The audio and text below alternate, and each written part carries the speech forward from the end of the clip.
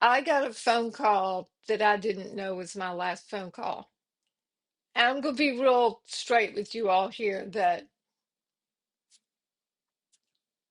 I, this part is not very smooth and it's still really difficult for me to talk about, but I do try to talk about it every once in a while because I want to take its power away.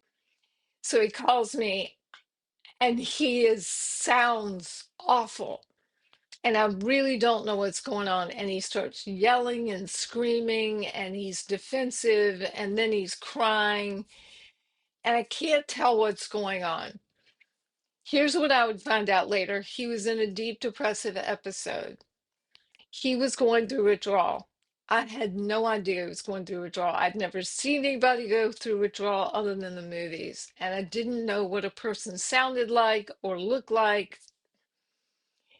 And of course, that was making him suicidal, which he wasn't telling me about, but I think he was trying to tell me about it.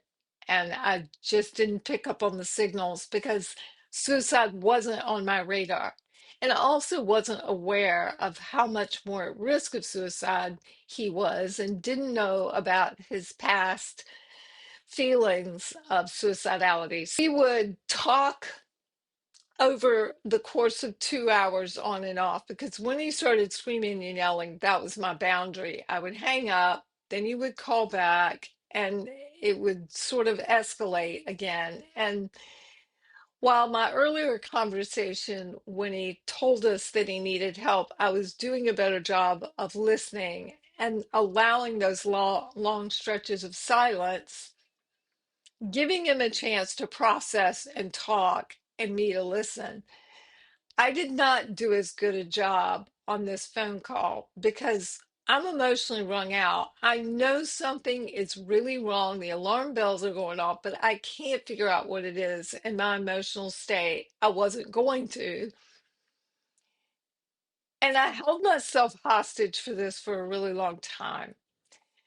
But I'm going to tell you that it took me years to figure out what was going on and how I should have reacted. And I certainly wasn't going to figure it out that day when I had so little information. So I have over time forgiven myself.